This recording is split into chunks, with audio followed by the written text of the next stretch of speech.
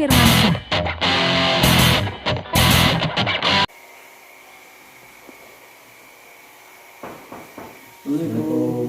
Waalaikumsalam warahmatullahi. Silakan masuk. Duduk.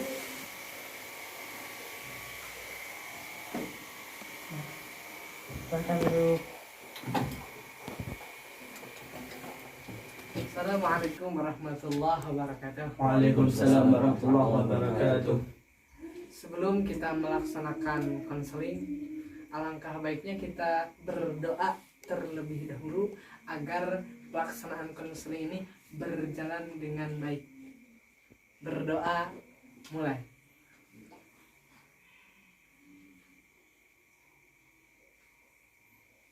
Selesai. Alhamdulillah.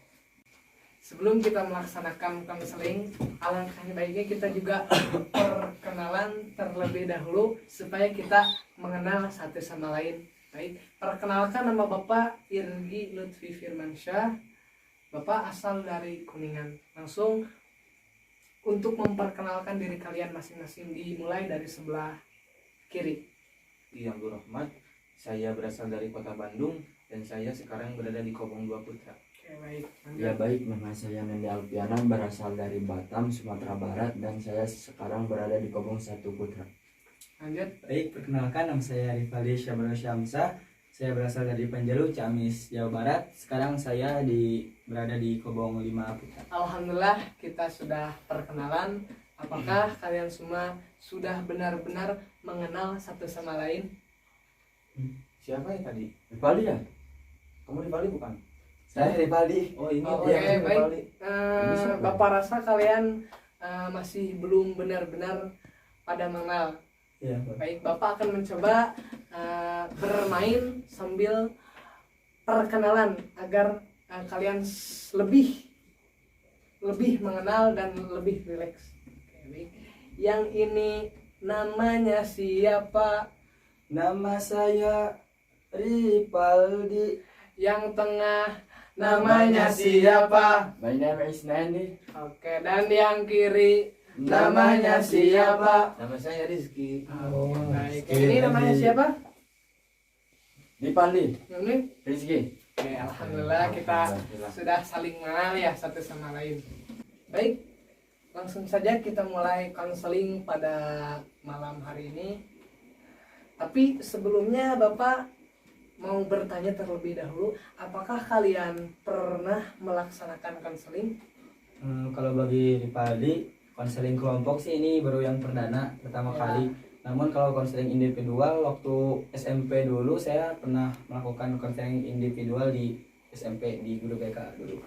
Kalau bagi saya sendiri, saya melaksanakan konseling secara individual, saya belum pernah gitu. Tapi kalau secara kelompok, ini baru perdana bagi saya. Belum pernah berarti ya? Oh, jadi belum pernah ya? Ya, belum pernah. Ya, kalau untuk diri saya pribadi melaksanakan konseling secara individual, saya belum pernah melaksanakan. Ya. Tapi kalau untuk konseling secara kelompok, saya dulu pernah bersama kakak saya ketika di Kota Bandung. Oke, baik. Jadi ada yang pernah dan ada yang belum pernah. Ya. Jadi ada yang pernah dan ada yang belum pernah. Oke, dikarenakan ada yang belum mengetahui, ada yang belum melaksanakan konseling, Bapak akan menjelaskan sedikit apa itu konseling. Jadi konseling itu pemberian bantuan konselor terhadap klien untuk memecahkan suatu masalah. Ya, di dalam konseling itu terbagi menjadi 3 asas. Yang pertama ada asas keterbukaan, di mana klien harus menceritakan masalah-masalah kalian, jangan sampai ada yang ditutup-tutupi. Yang kedua, asas kesukarelaan. Ketika kalian menceritakan masalah, jangan sampai ada paksaan. Dan yang ketiga ada asas kerahasiaan, di mana asas kerahasiaan ini kita harus bisa menjaga, jangan sampai ketika kita keluar dari ruangan ini, jangan sampai kalian menceritakan kepada orang lain tentang masalah kalian semua. Oke, baik, sampai di sini bisa dapat difahami. Paham. Langsung saja kita mulai konseling pada kali ini. Apakah kalian sudah siap? Saya Oh, baik, kelihatannya kalian masih bingung ya. Iya Pak. Oh, masih ada yang tertekan. Oke, baik. Coba kalian tarik nafas terlebih dahulu dari hidung. Coba tarik, tahan, ucap Bismillah dan keluarkan sedikit-sedikit dari mulut. Bismillahirrahmanirrahim. Apakah kalian sudah merasa tenang? Alhamdulillah. Bisa dimulai? Siap. Langsung saja ke permasalahan yang pertama, bisa dimulai dari sebelah kanan.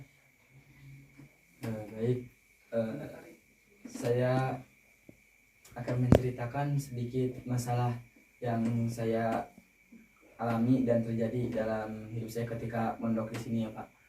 Jadi mungkin ini memang tidak rumit, tapi bagi saya ini sangat tertekan gitu bagi saya ya Pak masalah ini. Ya pertama, jadi intinya masalah ini itu bagi saya itu suka sering terlambat datang ke kelas gitu saat pengajian tiba gitu. Mungkin ya ada beberapa faktor juga sih Pak. Bapak akan menanyakan apakah faktor yang membuat Ripali itu telat ke kelas gitu. Ya faktor pertama sih, saya ini kan di pesantren ini ya sudah diberi tanggung jawab gitu ya Pak. Ya, Jadi saya ini jadi pawang bersih-bersih gitu Pak, bahasa gaulnya gitu. ya. Ya kalau bahasa pondoknya namanya PSBS. Nah, Ya singkatannya polisi bersih-bersih. Nah jadi tugas saya ini tuh bersih-bersih halaman komplek gitu Pak. Ya kan waktu bersih-bersih itu pagi sama sore. Ya kan mau tidak mau ya mungkin waktu pagi sama sore itu ya ketika mungkin orang lain sudah, ya teman-teman saya berangkat ke pengajian, ke kelas, dan guru juga sudah ada, ya saya kan posisinya masih bersih-bersih gitu Pak ya. ya. Jadi mungkin saya bersih-bersih itu ya mungkin setengah jam pembelajaran sudah dimulai, saya baru bisa datang ke kelas. Ya mungkin ya guru juga mungkin ada yang memaklum, ada yang tidak sih ya Pak. Tapi bagi saya kan saya sangat ingin begitu mengikuti pembelajaran dari awal sampai akhir itu secara terstruktur gitu Pak, agar bisa lebih memahami lah itu. Baik, Bapak mengerti, sangat mengerti. Lanjut ke permasalahan dari Nendi. Jadi permasalahan saya ini, saya sangat sulit sekali untuk belajar, atau dalam bahasa sekarang malas belajar gitu. Ya, Saya ditekankan orang tua harus menjadi itu ini, dan saya juga tidak bisa melaksanakan apa yang dikatakan orang tua karena saya juga banyak pikiran gitu kan, dari mulai sekolah, dari mulai mau main gitu kan, dari mulai bekal kurang gitu kan. Jadi saya merasa tertekan untuk belajar, jadi menjadikan saya malas belajar. lanjut ke permasalahan yang terakhir dari Rezeki. Ya Pak, jadi saya mau menceritakan permasalahan saya di pondok ini ya. Saya itu mempunyai suatu masalah yang sangat berpengaruh gitu terhadap tujuan saya dari rumah kepada pesantren ini gitu. Tujuan Ya. saya ke rumah, dari rumah ke pesantren ini. Yaitu permasalahannya adalah ketika saya belajar atau mengaji ya Pak, saya itu suka tidur di dalam kelas itu. Oke, baik, kira-kira apa yang membuat Rizky suka tidur kalau lagi ngaji, kalau lagi belajar? Ya sebenarnya ada beberapa faktor gitu ya. Ya. Yang pertama faktor kelelahan gitu. Ya, Karena saya ini adalah orang yang mengidap penyakit kekurangan darah gitu kan. Sedangkan kita tahu bahwa orang yang kekurangan darah itu suka mudah lemas gitu kan Pak. Tubuhnya itu gitu. Jadinya saya lemas dan suka mengantuk gitu. ya. Yang kedua mungkin karena waktu istirahat jam tidur di pesantren ini memang kurang gitu. Sebagaimana yang kita tahu kan waktu tidur yang normal itu adalah 8 jam. Sedangkan di pesantren ini kita tidur hanya paling 4 jam atau lamanya kita 6 jam gitu. Itu kan kekurangan tidur gitu Pak. Jadi itu salah satu faktor yang dapat menyebabkan saya itu suka tidur ketika mengaji gitu. Kita balik lagi ya ke masalah awal Ripaldi tadi katanya Ripaldi itu suka terlambat ke kelas ya. Apakah ada solusi atau tanggapan untuk masalah Ripaldi? Saya, Pak, Oke, baik, solusi silahkan. buat Rivaldi. Rizky. Jadi saya mempunyai solusi bagi Rivaldi gitu ya. Saya memiliki dua solusi bagi Rivaldi itu. Yang pertama, Rivaldi itu harus pandai dalam memanage waktu gitu, dalam mengatur waktu. Karena apa? Kalau waktu terlambat ketika kita belajar gitu, ketika kita masuk dalam kelas, maka itu keterlambatan itu berhubungannya dengan waktu gitu.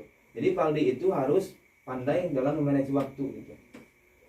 Misalkan Paldi ngaji itu jam 8, bagaimanapun caranya kegiatan bebersih komplek pesantren harus selesai sebelum jam 8 supaya Paldi itu dapat bersiap-siap dan tepat waktu kepada pengajian gitu.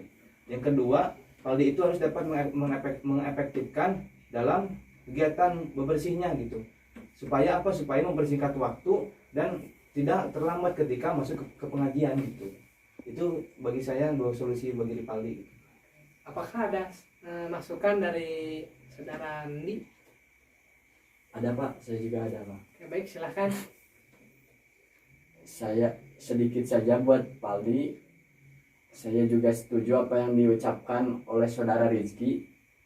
Memang benar dan sudah terwakilkan Pak. Oke, baik, jadi Ya. sudah setuju ya. Ya. Baik, Rivaldi, apakah ada saran yang bisa diambil oleh Rivaldi yang tadi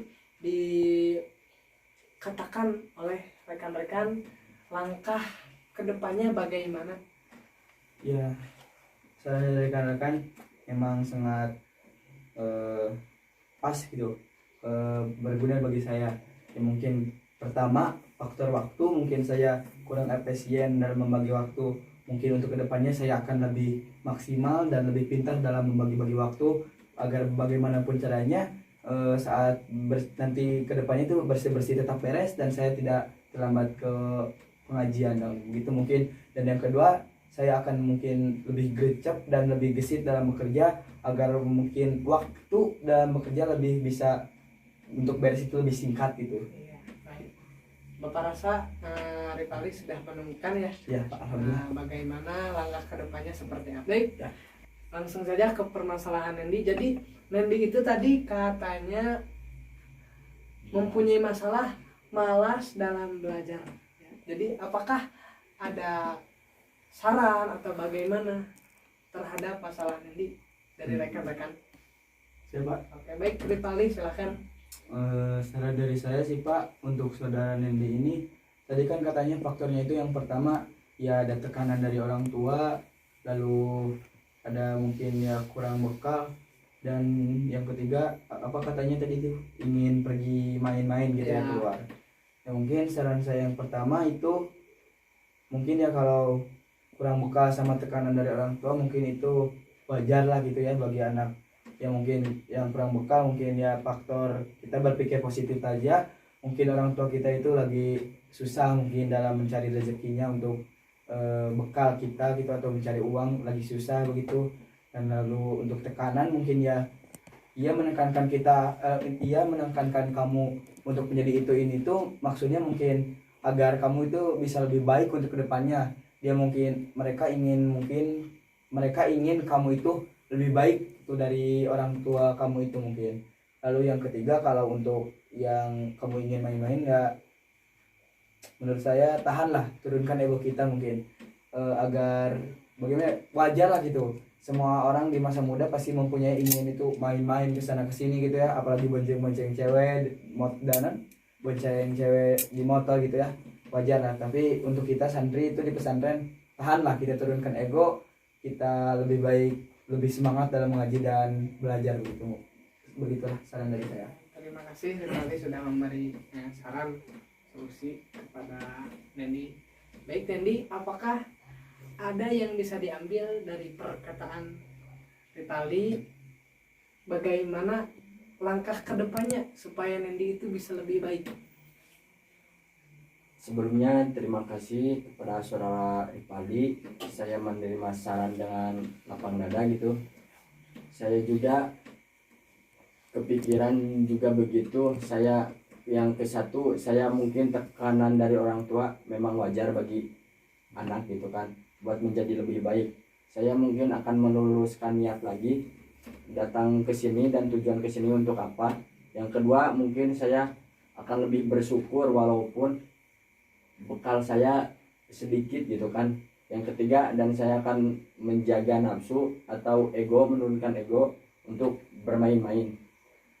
Terima kasih buat saudara Ripaldi, semoga sehat selalu, telah memberikan saran kepada saya. Oke, baik. Saya Bapak rasa nanti sudah menemukan titik masalah untuk merubah kedepannya Ya Pak. untuk menjadi lebih baik. Ya Pak. Amin. Alhamdulillah.